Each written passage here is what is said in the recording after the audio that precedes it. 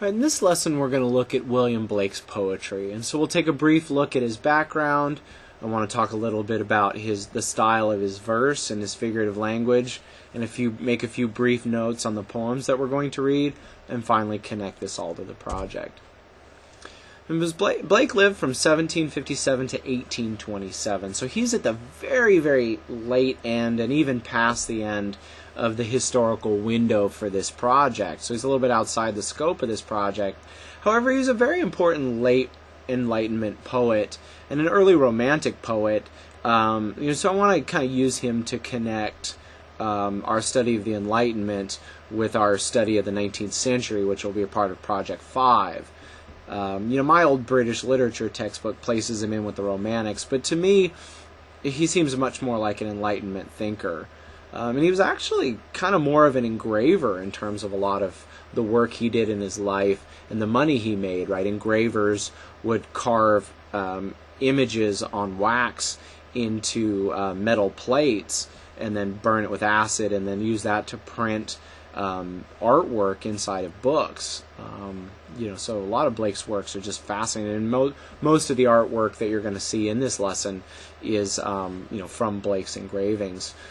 He was kind of an interesting figure that, like Alexander Pope and Jonathan Swift, he was a professional writer and artist, right? I mean, that didn't really exist before the Enlightenment.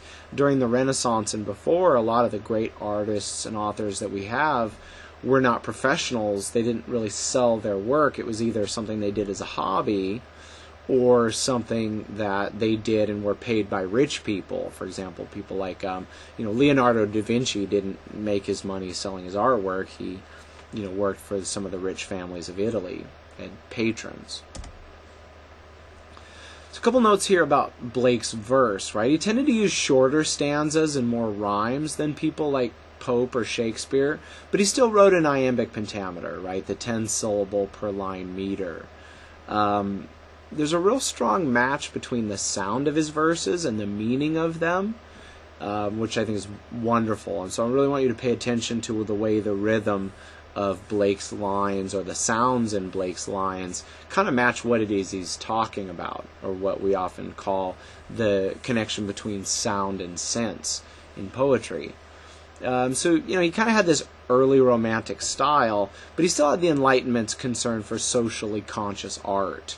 Whereas, as we're going to see, the Romantics, most of the art is just about the artist and their own feelings.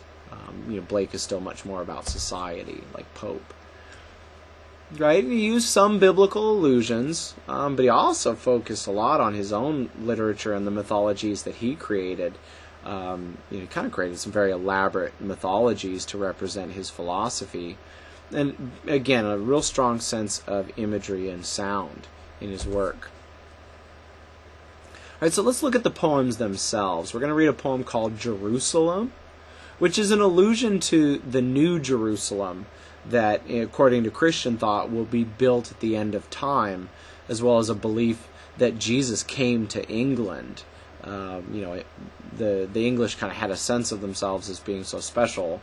He asks in the poem, did Jesus come to England, right? He also, though, gives us this imagery of England as a kind of dark and gloomy industrial wasteland. And so that's part of why I chose this poem, is to show you, kind of what the end of the Enlightenment led to, is just this industrialism. And this is also going to give us a connection to Project 5. He also kind of gives us a hopeful view of England's future. Because as we're going to see in Project 5, the 19th century really was England's time in the world. We're also going to read a poem called The Chimney Sweeper. This is one of Blake's best-known poems. It's about orphans who were commonly used as chimney sweepers, right? At this time period, a lot of homes in England and businesses and factories were heated by coal. And, coal's very dirty. If you don't clean out a chimney, it will catch fire, and a chimney fire will take a building or a house down very, very quickly. And so often these orphans were used as chimney sweepers because, they're little. You could just stuff them right down chimneys. And a lot of these orphans were orphans because of the rampant disease in the cities. and the loss of life, a lot of parents dying in these early factories, which were very dangerous places. So, the speaker kind of has this vision of his life as a chimney sweeper, but also this vision of like Judgment Day, the little children, kind of fly up to heaven from their coffins. So just really a dark, grim view of what the Enlightenment led Europe to. And finally, we're going to read a poem called The Little Black Boy. And the speaker of the poem is this little African child who kind of has what in Blake's day and age they called a natural religion. Natural religion being different from artificial religion, right? An artificial religion has buildings and books and people with fancy costumes and stuff. A natural religion comes from nature and man's own feelings about spirituality in the universe. And it's going to be interesting in this poem that the little black boy learns his kind of natural religion from his mother and not his father, because of course in Christianity everything's done by men. It's the men who are in charge of the religion. He's also he's kind and caring for this weak little European boy, and I think Blake is really, like Swift and Pope, kind of turning the Enlightenment upside down and really saying, look, Europe, you're just not that great. I mean, the little black boy kind of talks about how weak the European is. It's an interesting reversal of world history at this time. Because I think Blake is really just trying to turn these prejudices upside down. And so the connections to the project, as I've already kind of mentioned, right? I mean, Blake questions the hubris of the Enlightenment and Christianity through, the poem The Little Black Boy.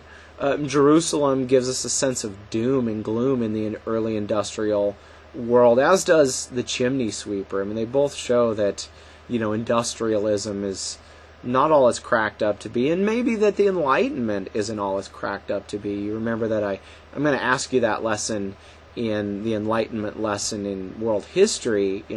Some of you might have been surprised by that question, but that's really the connection here is, the Enlightenment thought it was so great, but then we have a lot of literature and art that's asking, well, is it that great? And perhaps we ask ourselves that question, right?